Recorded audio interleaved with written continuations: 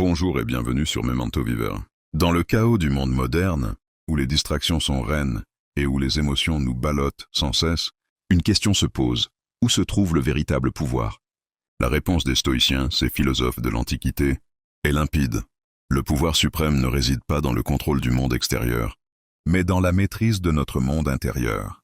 Aujourd'hui, nous plongeons au cœur de cette sagesse pratique avec une vidéo fondamentale. Apprends à contrôler ta bouche, ton esprit, ton état émotionnel. 3 domaines, 3 champs de bataille sur lesquels se joue la qualité de notre existence. Pourquoi ces 3-là, précisément? Parce qu'ils représentent les piliers de notre autonomie, les fondations sur lesquelles nous bâtissons une vie de vertu, de sérénité et de force. Contrôler sa bouche, ce n'est pas se taire, c'est choisir ses mots avec la précision d'un sculpteur. Contrôler son esprit, ce n'est pas devenir un robot, c'est discipliner ses pensées pour qu'elles deviennent des alliés et non des ennemis. Et contrôler son état émotionnel, ce n'est pas réprimer ce que l'on ressent, c'est comprendre le mécanisme des passions pour ne plus en être l'esclave. Au cours de cette vidéo, nous allons explorer 12 leçons stoïciennes, des principes concrets puisés directement dans les textes de Marc Aurèle, Sénèque et Épictète. Ces leçons ne sont pas de la simple théorie, ce sont des outils, des armes pour votre quotidien, des conseils que vous pourrez appliquer dès aujourd'hui pour commencer votre transformation. Le voyage que je vous propose est exigeant, mais il est le plus gratifiant qui soit. Il ne s'agit pas de devenir parfait, mais de devenir plus fort, plus sage, plus libre. Alors, installez-vous confortablement, prenez de quoi noter si le cœur vous en dit, et préparez-vous à reprendre les commandes de votre vie. Voici le chemin que nous allons parcourir ensemble. Nous commencerons par la maîtrise de la parole, ce premier rempart de la discipline. Ensuite, nous nous aventurerons dans les terres sauvages de votre esprit pour y instaurer l'ordre. Puis, nous apprendrons à naviguer sur les flots parfois agités de vos émotions. Prêt à commencer? C'est parti! Passons maintenant à la première et plus immédiate des disciplines. Le contrôle de ta bouche. Épictète, l'esclave devenu philosophe, disait « Nous avons 2 oreilles et une seule bouche, afin d'écouter 2 fois plus que nous ne parlons. » Cette simple observation biologique est en réalité une prescription philosophique, de la plus haute importance. La maîtrise de la parole n'est pas un talent d'orateur, c'est la base de la sagesse pratique. Elle est le premier test de notre self-control, celui qui échoue le plus souvent et avec les conséquences les plus immédiates. Voici donc 4 leçons stoïciennes pour dompter ta parole et transformer tes mots en actes de vertu. Leçon 1. Pratique le silence stratégique. Le silence n'est pas un vide à combler. Pour les stoïciens, c'est une forteresse. Dans ses pensées pour moi-même, Marc Aurèle, l'empereur le plus puissant du monde connu, s'ordonnait à lui-même de se taire la plupart du temps. Imaginez cela. L'homme qui avait le pouvoir de vie et de mort sur des millions choisissait délibérément le silence. Pourquoi? Parce que le silence nous protège. Il nous protège de nous-mêmes, de nos paroles impulsives, de nos jugements hâtifs, de la colère qui sort avant que nous ayons pu la raisonner. La prochaine fois que vous sentez une réaction épidermique, une envie de riposter, de vous justifier ou de critiquer, imposez-vous un silence de seulement 5 secondes. Dans ce court laps de temps, demandez-vous: cette parole est-elle nécessaire? Est-elle utile? Est-elle vraie? Est-elle bienveillante? Ce petit rempart de silence est votre première ligne de défense contre la folie du monde et celle de votre propre ego. Leçon 2. Écoute pour comprendre, pas pour répondre. Nous écoutons souvent en préparant déjà notre réponse. C'est une conversation de sourds, où chacun attend son tour pour parler. Le stoïcisme inverse cette logique. Sénèque, dans ses lettres à Lucilius, souligne que nous pouvons apprendre même de ceux qui nous critiquent si nous savons écouter. Lorsque tu écoutes véritablement, tu fais bien plus qu'entendre des mots. Tu observes le ton, les émotions, les non-dits. Tu te connectes à l'autre personne. Et en te connectant, tu désamorces les conflits, tu gagnes le respect. Et tu acquiers une intelligence du situation que le parleur compulsif ne possédera jamais. Fais de ton écoute une discipline active. C'est un muscle que tu dois entraîner. Lors d'une conversation aujourd'hui, concentre-toi uniquement sur ce que l'autre dit, sans former ta réponse dans ta tête. Tu seras stupéfait de la clarté que cela apporte. Leçon 3. Que tes paroles aient du poids et de la valeur. Sénèque avertissait, le langage de la vérité est simple. Le bavardage, la flatterie, les promesses en l'air, les exagérations, tout cela est du bruit, c'est de l'énergie gaspillée. Chaque parole inutile affaiblit ton autorité et dilue ton intégrité. Un stoïcien mesure ses mots comme un avare mesure son or. Chaque phrase doit avoir un but. Informer, aider, questionner, réconforter ou enseigner. Si elle n'a pas de but, elle est superflue. Avant de parler, fais le tri. Est-ce que cette information est nécessaire? Cette opinion doit-elle être partagée? En parlant moins, tes paroles, lorsqu'elles se manifesteront, porteront une puissance décuplée. Les gens t'écouteront, parce qu'ils sauront que, quand tu ouvres la bouche, c'est pour dire quelque chose d'important. Leçon 4. Bannis la plainte et la médisance. C'est peut-être la leçon la plus pratique et la plus transformatrice. La plainte est une abdication de ton pouvoir. Elle revient à déclarer « Je suis une victime des circonstances. Je ne peux rien y faire. » La médisance, quant à elle, est un poison social. Elle ne rabaisse que celui qui la prononce. Marc Aurèle écrivait « Ne perds plus de temps à dire du mal des autres. C'est une perte d'énergie phénoménale. L'énergie que tu dépenses à te plaindre du problème est exactement la même que celle dont tu as besoin pour le résoudre. Le défi stoïcien est le suivant. Pendant 24 heures, bannis toute plainte et toute médisance. Si tu te surprends à commencer une phrase pour te plaindre, arrête-toi. Reformule-la en un constat factuel, puis ajoute une action. Au lieu de dire « mon travail est épuisant », dis « mon travail est exigeant en ce moment.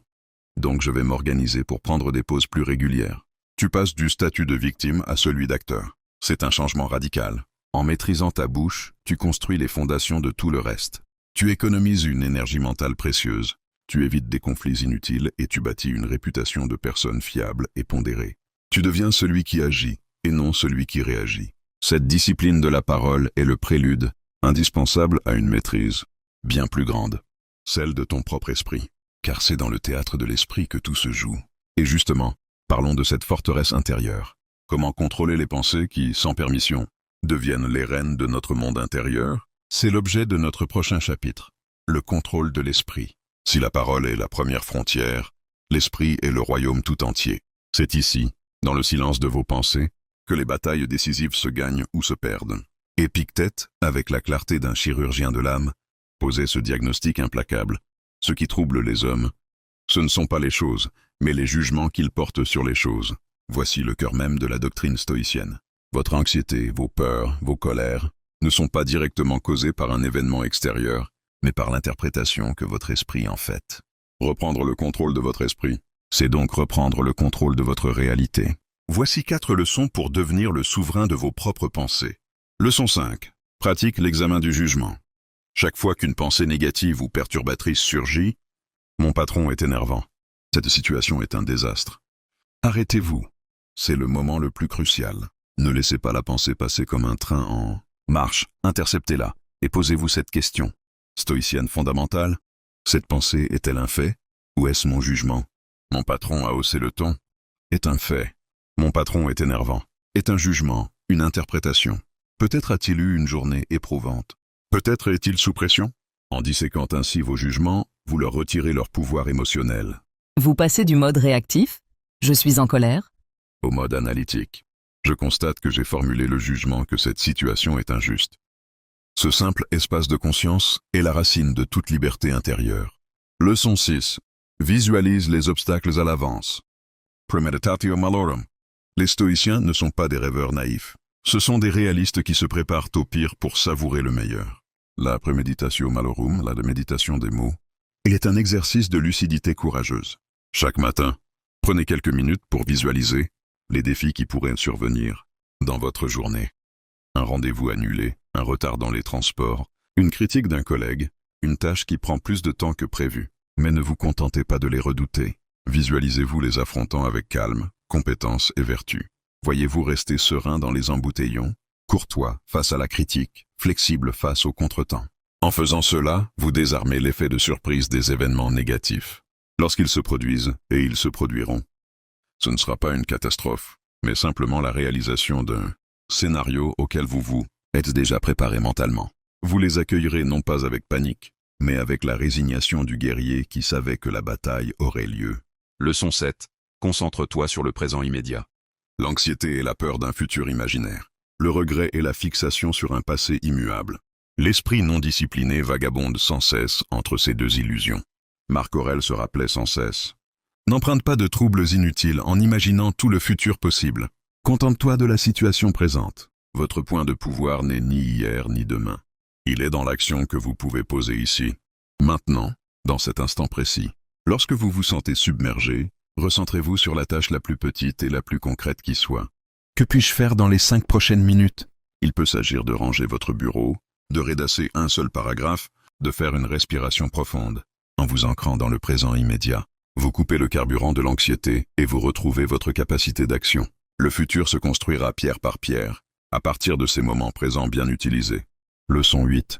Nourris ton esprit de sagesse, pas de distraction. Votre esprit est comme un jardin. Si vous n'y plantez pas délibérément des graines de sagesse, il sera envahi par les mauvaises herbes des distractions, des ragots et des sollicitations incessantes. Sénèque le disait avec force. L'homme qui n'a pas de but est condamné à errer éternellement. Vous devez devenir le gardien vigilant de ce qui entre dans votre esprit. Chaque matin, ne vous contentez pas de checker vos notifications.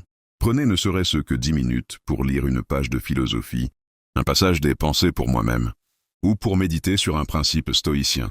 Ce petit rituel est un ancrage. Il programme votre esprit pour la journée, le remplit d'idées fortes et de principes solides qui vous serviront de boussole lorsque les tempêtes émotionnelles feront rage.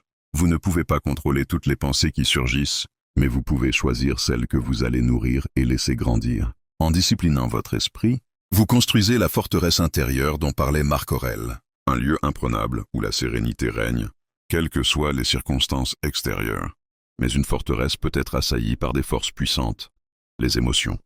C'est le prochain champ de bataille que nous allons explorer. Car si l'esprit est le général, les émotions sont ses troupes. Elles peuvent être disciplinées et efficaces, ou se mutiner et tout détruire. Apprenons maintenant l'art de les commander. Nous arrivons au cœur de la pratique stoïcienne, la maîtrise de l'état émotionnel. C'est souvent le domaine où les gens cherchent le plus, désespérément, des solutions. La colère qui explose, l'anxiété qui paralyse, la tristesse qui submerge. La société nous dit soit de tout refouler, soit de tout exprimer sans filtre. Le stoïcisme, lui, nous propose une troisième voie, bien plus puissante, celle de la compréhension et de la transformation. Les émotions ne sont pas des ennemis à abattre, mais des signaux à décrypter. Voici comment les stoïciens abordent ce champ de bataille intérieure, avec 4 leçons cruciales. Leçon 9. Applique la dichotomie du contrôle.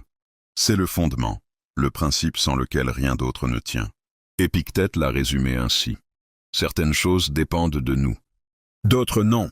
De nous dépendent nos jugements, nos opinions, nos désirs, nos aversions. En un mot, tout ce qui est nôtre.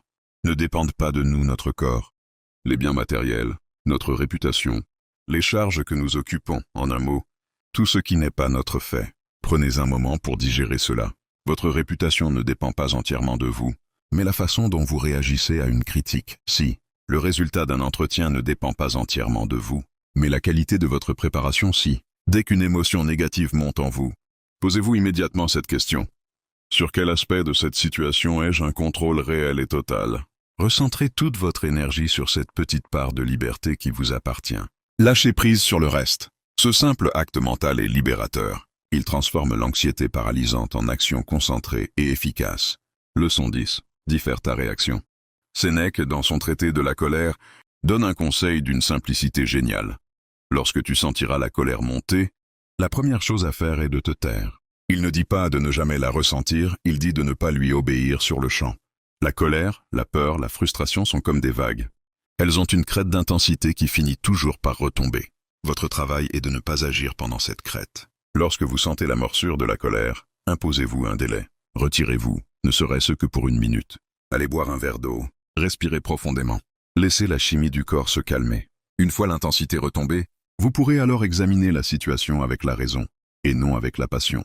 Vous déciderez alors de la réponse la plus juste et la plus efficace, au lieu de la réaction la plus brutale et la plus destructrice. Ce délai est la marque du sage face à l'impulsivité de l'enfant.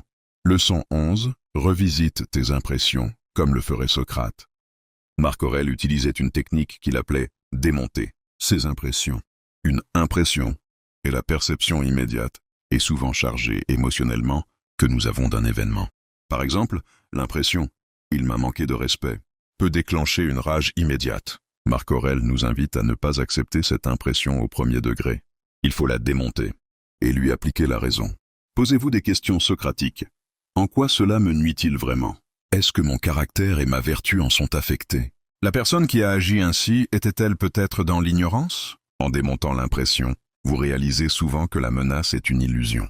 La plupart de nos blessures émotionnelles viennent non pas de l'acte lui-même, mais de notre narration de l'acte. Changez la narration, et vous changez l'émotion. Leçon 12. Cultive l'amor fati. Aime ton destin. Cette phrase, attribuée à l'empereur philosophe, est peut-être la plus radicale et la plus puissante de tout l'arsenal stoïcien. Amor fati ne signifie pas être passif ou tout accepter avec résignation. Cela signifie embrasser tout ce que la vie vous apporte. Les obstacles, les échecs, les défaites, comme une matière première nécessaire à votre croissance. Voyez chaque difficulté non pas comme une malchance, mais comme un entraînement personnel conçu spécialement pour vous fortifier. La critique, une opportunité de tester votre humilité et votre confiance en vous. L'échec, une leçon qui vous révèle une faiblesse à corriger. En cultivant l'amor fati, vous transformez le poison en remède. Vous ne subissez plus votre vie, vous dansez avec elle, même lorsque la musique est dissonante. C'est l'état émotionnel ultime, une sérénité joyeuse et active, quelles que soient les circonstances. En maîtrisant votre état émotionnel de cette manière, vous ne devenez pas froid ou insensible. Au contraire, vous devenez libre. Libre de choisir vos réponses. Libre de ne plus être le jouet de vos propres réactions chimiques. Et cette liberté intérieure est le bien le plus précieux, bien au-delà de toute richesse matérielle. Nous voici au terme de ce voyage à travers les 4 piliers de la maîtrise de soi. Regardons le chemin parcouru. Nous avons commencé par la frontière la plus immédiate, le contrôle de la bouche.